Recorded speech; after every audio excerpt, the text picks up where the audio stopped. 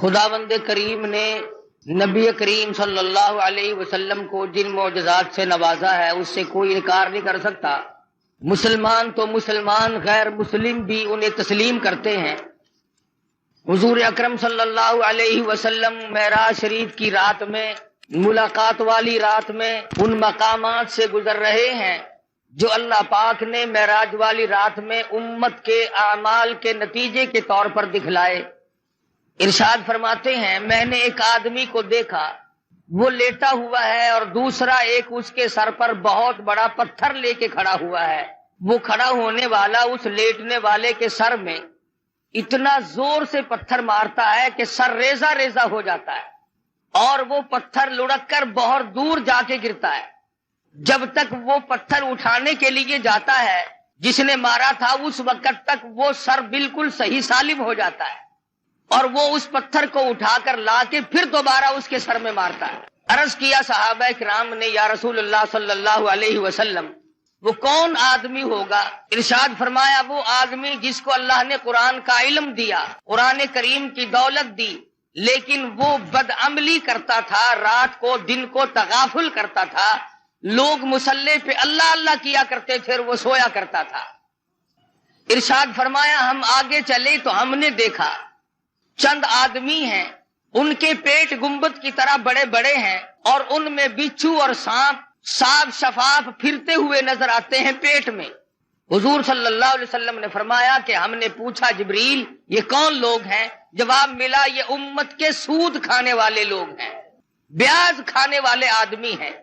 آج احتیاط نہیں، پرہیزگاری نہیں۔ حدیث شریف میں آتا ہے جس کا مفہوم یوں ہے کہ جس نے 4 آنے سود کے کھائے، بیاج کے کھائے، گویا اس نے اپنی سگی ماں سے 35 مرتبہ زنا کیا ہے۔ آج لوگ اس کو منافع کہتے ہیں۔ منافع کہنے سے حرام چیز حلال نہیں بن جاتی۔ اگر ایک کتے کو 50 آدمی مل کر کئی دفعہ کہیں یہ بکری ہے، یہ بکری ہے، وہ بکری تو نہیں بن سکتی۔ ارشاد فرمایا مدنی کریم صلی اللہ تعالی علیہ وسلم نے، ہم نے ایک آدمی کو دیکھا جس آدمی کو جنت کے دروازے کی طرف سے اس کا نام لے کر آواز آئی، وہ دوڑ کے اس کی طرف گیا، اس کے جانے سے پہلے وہ دروازہ بند ہو گیا۔ پھر دوسرے دروازے سے آواز آئی، اس کی طرف دوڑ کر گیا، پھر وہاں سے بھی بند ہو گیا۔ پھر تیسرے دروازے کی طرف سے آواز آئی، یہی جنت کے ہر دروازے سے آواز آتی ہے، وہ دوڑ کے جاتا ہے تو دروازہ فوراً بند ہو جاتا ہے۔ پوچھا گیا یہ کون آدمی؟ ارشاد فرمایا مدنی کریم صلی اللہ تعالی علیہ وسلم نے، یہ وہ آدمی ہوگا جو دین کے معاملے میں لوگوں سے دھوکہ کیا کرتا تھا۔ حدیث میں فرمایا نبی کریم صلی اللہ تعالی علیہ وسلم نے، ہم نے معراج والی رات میں ایک مقام پہ دیکھا، آسمانوں پہ دیکھا، سفید ریش بزرگ آدمی ہیں، چھوٹے چھوٹے ننھے منھے بچے ہیں، اور وہ سفید ریش بزرگ آدمی قرآن کریم پڑھا رہے ہیں، چھوٹے چھوٹے بچے قرآن مجید پڑھ رہے ہیں۔ صحابہ کرام نے پوچھا یا رسول اللہ صلی اللہ علیہ وسلم وہ کون لوگ ہوں گے؟ ارشاد فرمایا مدنی کریم صلی اللہ تعالی علیہ وسلم نے، اللہ میاں نے میری امت کو توفیق دی، میری امت کو دولت عطا فرمائی، چھوٹے چھوٹے لخت جگر، چھوٹے چھوٹے نور نظر معصوم بچے قرآن مجید پڑھتے ہیں، پڑھتے پڑھتے کسی کی موت آ گئی، 1 سپارہ پڑھ کے موت آ گئی، 10 پارے پڑھ کے موت آ گئی، 5 پارے پڑھ کے موت آ گئی، 20 پارے پڑھ کر کے موت آ گئی، 10 باقی رہ گئے۔ اللہ تبارک و تعالی جل شانہ نے فرمایا، او میرے خلیل آ جا، آسمانوں پہ بیٹھ کر میری امت کے وہ بچے اور میرے نبی کی امتوں کے بچوں، امتیوں کے بچوں، قرآن پڑھنے والوں، تم نے قرآن کریم فرش پہ پڑھنا شروع کیا تھا، آؤ جو باقی رہ گیا عرش پہ ختم کر لو۔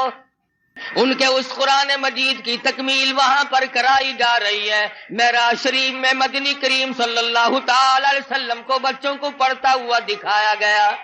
سرکار مدینہ صلی اللہ تعالی علیہ وسلم براق پہ سوار ہے، بیت المقدس میں تشریف لے آئے۔ خداوند کریم نے انبیاء متعدہ بلایا ہوا ہے، سارے انبیاء کرام کو دعوت دی ہوئی ہے، آؤ آج میرے محبوب تشریف لائیں گے، تم سب آ جاؤ۔ آدم صفی اللہ موجود ہے، نوح نجی اللہ موجود ہے، موسیٰ کلیم اللہ موجود ہے، ابراہیم خلیل اللہ موجود ہے، اسماعیل ذبیح اللہ موجود ہے، یعقوب علیہ السلام تشریف لائے ہوئے ہیں، یوسف علیہ السلام تشریف لائے ہوئے ہیں، اسحاق علیہ السلام تشریف لائے ہوئے ہیں، زکریا یحییٰ علیہ السلام تشریف لائے ہوئے ہیں، عیسیٰ علیہ السلام تشریف لائے ہوئے ہیں۔ سارا انبیاء متحدہ بیت المقدس میں آپ کا انتظار کر رہا ہے۔ اندازہ لگاؤ مسلمانوں، تم کس نبی کا کلمہ پڑھتے ہو، کس نبی کے امتی ہو، کس نبی کی عظمت کو برقرار رکھتے ہو؟ تمہارے ہمارے نبی کی کتنی بڑی عظمت ہے، کتنی بڑی شان ہے، کتنا بڑا مرتبہ ہے، کتنا بڑا مقام ہے، کتنی بڑی برتری اور بزرگی ہے۔ 1,24,000 انبیاء کرام تشریف فرمائے انتظار کر رہے ہیں آمنہ کے در یتیم کا۔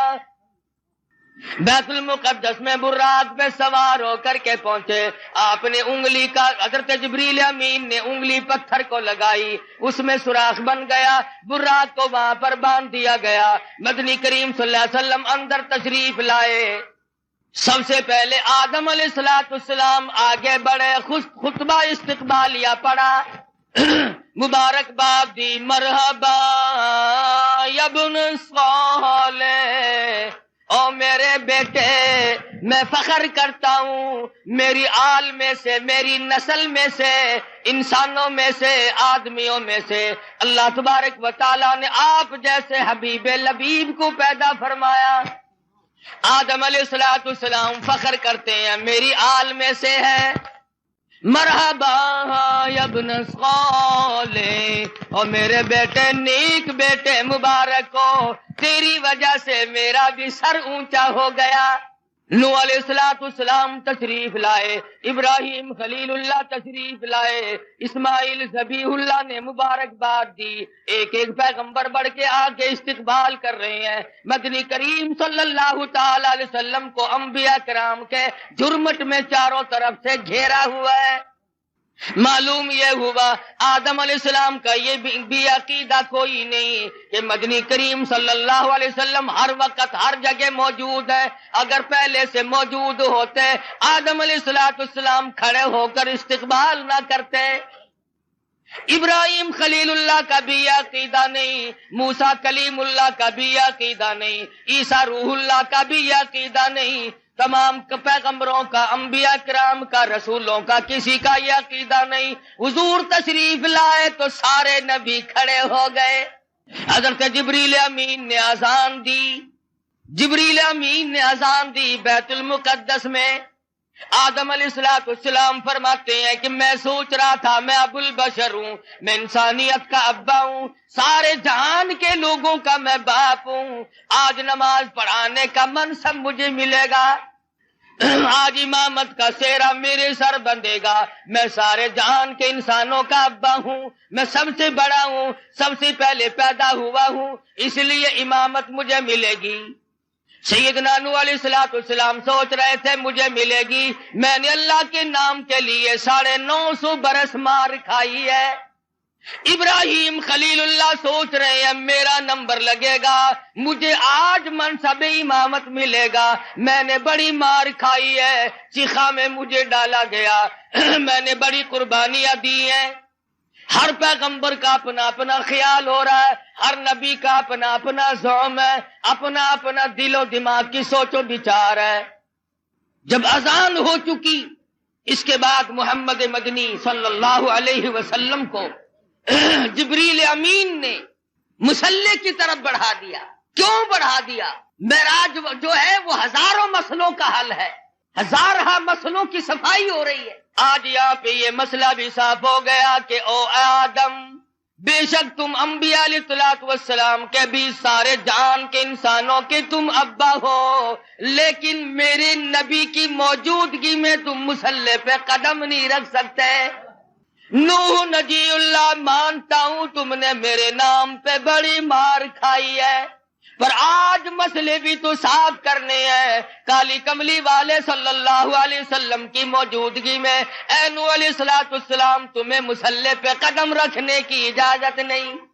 ابراہیم خلیل اللہ، ٹھیک ہے آپ نے میری توحید کے لیے بڑی بڑی مار کھائی ہے، بڑی بڑی تکلیف اٹھائی ہے، بڑی بڑی پریشانیاں جھیلی ہیں، مگر کالی کملی والے صلی اللہ علیہ وسلم کے ہوتے ہوئے آپ کو مصلی پہ قدم رکھنے کی اجازت نہیں، ذبیح اللہ کو اجازت نہیں، کلیم اللہ کو اجازت نہیں، عیسیٰ روح اللہ کو اجازت نہیں۔ یہ مسئلے صاف کر دیے گئے، جہاں میرا نبی موجود ہو، نماز پڑھانے کے لیے تیار ہو، مصلی کے بالکل قریب ہو، کسی کو مصلی پہ چڑھنے کی اجازت نہیں۔ آج یہ لوگ کیسے دو رنگے مسئلے کرتے پھرتے ہیں، کہتے ہیں ہر نبی، ہمارے نبی حضرت محمد الرسول اللہ صلی اللہ علیہ وسلم ہر وقت موجود ہے اور ہر جگہ موجود ہے، اور مولوی مصلی پہ کھڑا ہو کر کے پھر دندناتا ہے، لوگوں لکھ کے لے جاؤ، یاد کر کے لے جاؤ، پکا کے لے جاؤ، درنگی چھوڑ دے یک رنگ ہو جا یا سر